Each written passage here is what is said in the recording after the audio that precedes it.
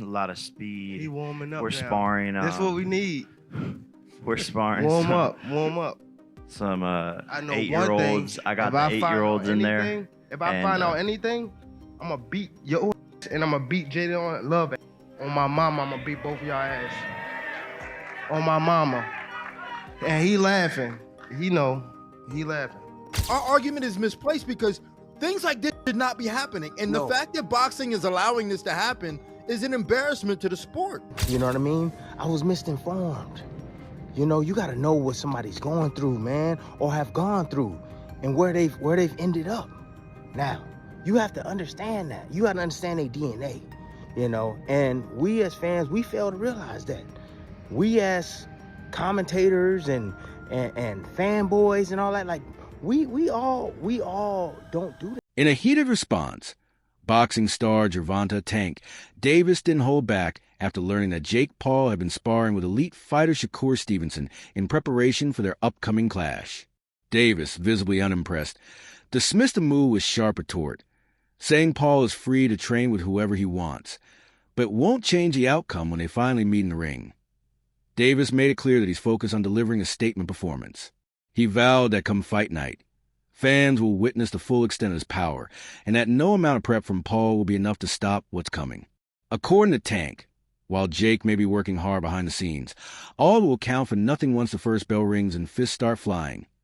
Davis emphasized that experience, power, and hunger can't be borrowed through sparring partners, especially not when it comes to facing someone who's ready to dominate. Don't worry about it. I don't got to say it up here. Let anything happen.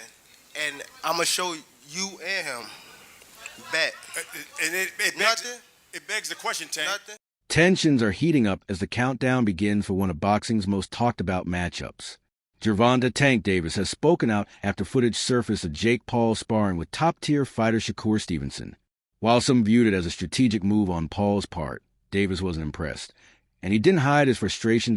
In a firm response, Davis shrugged off the headline-making training session, stating that Jake Paul can partner with anyone he likes, but it won't shift the balance when it truly matters. According to Davis, no amount of sparring, no matter how skilled the opponent, will prepare Paul for the level of power and precision he plans to unleash. Tank made it clear he's saving his real message for the ring. He promised fans a dominant display when the two finally face off, warning that all of Paul's preparation will fall apart under real pressure. For Davis, the outcome isn't up for debate. He's coming to make a statement. And Jake Paul, he says, is in for a reality check. Criticism for fighting Jake Paul, but yet at the same time, he is going to fight Jake Paul. Now, what I find interesting is how people on one hand are going to criticize it, but on the other hand, try to take advantage of it for their own profit. So Shakur Stevenson, definitely for press purposes, definitely for publicity purposes, offers to get in the training camp and spar for Jake Paul. Spar Jake Paul for the Tank fight. Now, why would he be doing this? It's called copycat crap. Because the last big fight that took place, which was Terrence Crawford versus Canelo Alvarez, guess what happened? Jaron Ennis went and sparred Canelo Alvarez to help Canelo Alvarez prepare for Terrence Crawford. So do I think that is coincidental? No, I do not. I think that it is trying to have your cake and eat it too. You are trying to complain and say Gervonta Davis is not a real competitive fighter, that this is a sideshow, freak show fight, but yet you want your name associated with it and you want to participate in it for your own good gain. Let me assure you that when Terrence Crawford said in an interview that he wouldn't fight Jake Paul, that's not a serious fight, and then they said, well, would you fight Jake Paul for $200 million? And he said, I'd be fighting Jake Paul. Boxing analysts have pointed out the irony behind the criticism of the Jake Paul versus Gervonta Tank Davis matchup. On one hand, fans and purists argue that Tank's choice damages his credibility and cheapens the sport. But on the other, the fight opens doors for those looking to capitalize on the attention it generates.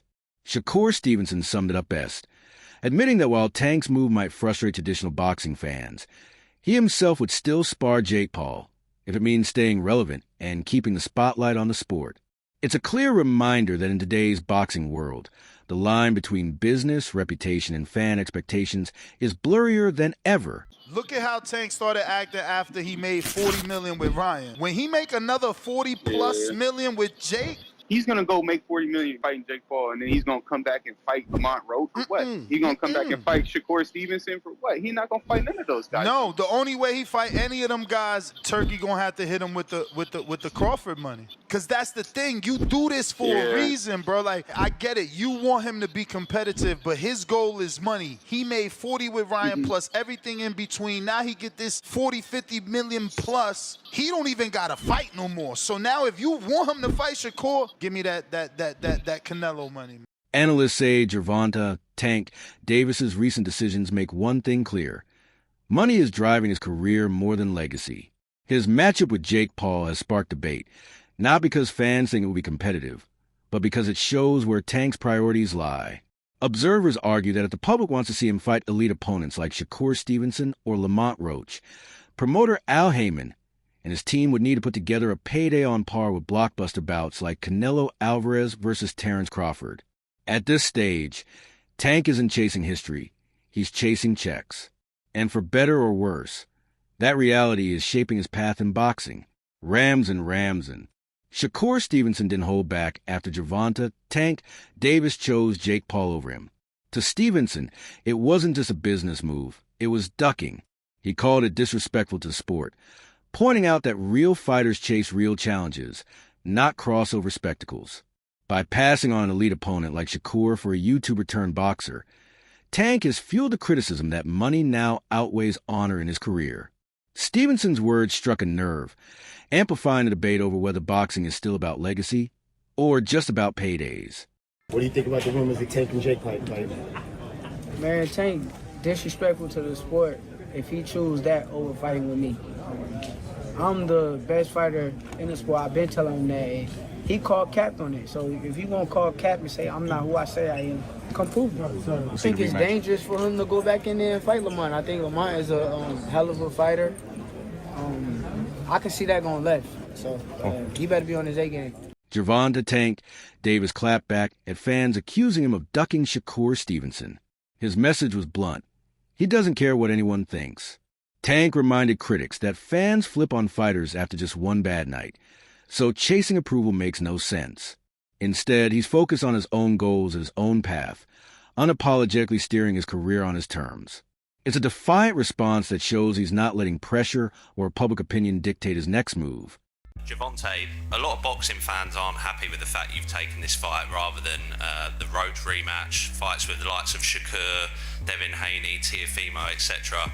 What do you make of that reaction? And can we still expect to see those fights? Why should I care what they think? When y'all switch somebody can have a bad day and y'all switching on who y'all favorite fighter is or who this person is supposed to fight. Like y'all need to sit back and be fans and just enjoy the sport. Like y'all even talk about people's personal lives. Like why when it come to that? Michael Jai, White didn't hold back on the Jake Paul debate. He made it clear, no matter the hype, no matter the headlines, Jake Paul will never be recognized as a true boxing champion. White drew the line between crossover spectacles and real, sanctioned championship fights, reminding fans that belts aren't handed out for exhibition wins. His words echo what many in the boxing world already believe, that Paul's rise is more about entertainment than proving championship pedigree. Do you think that Jake Paul could win a legitimate boxing title? No, no, because he's so far behind someone of his equal age who's been doing it for a very long time. He started very late. That's why I applaud exactly what he's doing. I think he should be doing exactly what he's doing. If he fought a legitimate, top 10 cruiserweight, I will shut the up. If he's able to fight an actual contender of the top 10, that would be astonishing if he can get to that point. If he beat anybody in the top 10, that would be, to me, the greatest thing he's ever accomplished. Yeah, because historically he's fought old men. I think he's done it the right way, because there's a possibility where a 50-year-old Anderson Silva might be able to beat him. Who thought he was going to beat Tyson? I really thought, oh, Tyson's just going to go to the body and just punish his body.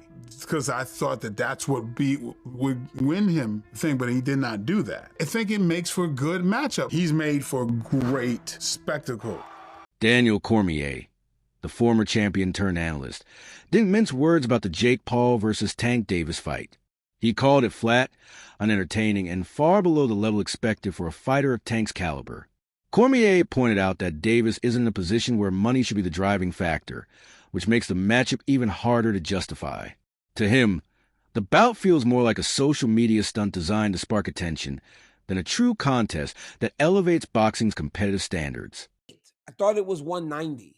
Dean, that's bad. Because you know what that tells me? That tells me that even he recognizes that he's too big for him. Yes. He recognizes that he's too big for him. I'm wondering how this even came about. It can't be that Gervonta Davis needs money. That can't be the reason why he's been a world taking champion so recently. How could he be broke? That's what I'm saying. Like, is he doing this for money? And then why and how is even Jake Paul doing this when no one respects it? Like, I can't think of anybody that respects this. But Jake Paul has been able to carve out and make his own lane in boxing, and I've never seen anything like it, bro. He literally, I mean, we don't know what weight class he fights in any situation. We just don't know. He kind of makes his own rules. He makes his own rules. And it seems like people are playing by those rules. I remember a couple weeks ago, the WBC and the Jose Sulaiman was very upset that he wasn't going to be able to put the belt on the winner at Canelo versus Crawford. That's a thing that's happened since the beginning of the time. Those guys are very powerful in boxing. But with Zuffa boxing, it was almost like that power was getting stripped away. They were very disappointed. But how can you take those sanctioning organizations seriously when they are sanctioning this? That's my point. That's my point. That's why I think that this whole thing that we have, this boxing and this MMA argument and Zuffa getting into boxing, our argument is misplaced because things like this should not be happening. And the fact that boxing is allowing this to happen is an embarrassment to the sport. Yeah, I don't understand why. I talked about this before. Like, I didn't know why they were fighting because, I mean, Gervonta Davis's last fight was at 136 pounds. Do we think the fight is ridiculous between you and Jake Paul? Yes. Are we going to watch it? Yeah. Do we like it? Maybe. Maybe. And let me tell you why it's maybe, why it's not no, why it's not yes. It's maybe because many of us, we just don't believe it. We just don't believe the fight is real. We know it's an exhibition, but we just don't believe that you two are going to try to take each other's heads off. Other than that, it's kind of interesting. You have a 5'5" lightweight versus a heavyweight Jake Paul, who's really not a boxer with an amateur background and all that shit, but he's been knocking people out. It's kind of interesting if we knew y'all were trying to knock each other's head off. And we don't know that because Mike Tyson did knock out Roy Jones, Floyd Mayweather, Rock Logan Paul, that kept him standing. That shit, we getting tired of that shit, right? We need confidence. Are you guys going to try to knock each other's heads off? Jake Paul, when you swing at Tank, are you going to try to hit him and knock that little man over the top rope into the damn fifth aisle? Are you going to try to hit him and make his ass evaporate? Or Tank, are you going to show the world that Jake Paul should not be in the square circle with a real boy? Are you going to try to knock his ass out, sleep him, drop him like you did Ryan Garcia, stop him the way you did Mario Barrios, knock him out like you did Leo Santa Cruz? Are we going to get a viral knockout? Are y'all going to try to stop each other?